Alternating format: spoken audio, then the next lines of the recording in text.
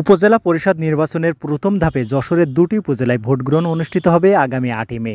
এই নির্বাচনে জেলার দুটি উপজেলা রয়েছে। উপজেলা দুটি হচ্ছে মনিরামপুর ও কেশবপুর। মঙ্গলবার সকালে রিটার্নিং অফিসারের কার্যালয়ে চেয়ারম্যান, ভাইস চেয়ারম্যান ও মহিলা ভাইস চেয়ারম্যান প্রার্থীদের মধ্যে নির্বাচনে প্রতীক বরাদ্দ দেন রিটার্নিং অফিসার আনিসুর রহমান। কেশবপুর উপজেলায় চেয়ারম্যান পদে প্রতিদ্বন্দ্বিতা করছেন ৭ প্রার্থী, ভাইস চেয়ারম্যান পদে ৫ জন ও মহিলা ভাইস চেয়ারম্যান পদে ২ জন। এদিকে মনিরামপুর উপজেলায় চেয়ারম্যান পদে প্রতিদ্বন্দ্বিতা করছেন ৩ জন প্রার্থী, ভাইস চেয়ারম্যান পদে ৪ জন প্রার্থী ও মহিলা ভাইস চেয়ারম্যান পদে ৬ জন প্রার্থী নির্বাচনে প্রতিদ্বন্দ্বিতা করছেন।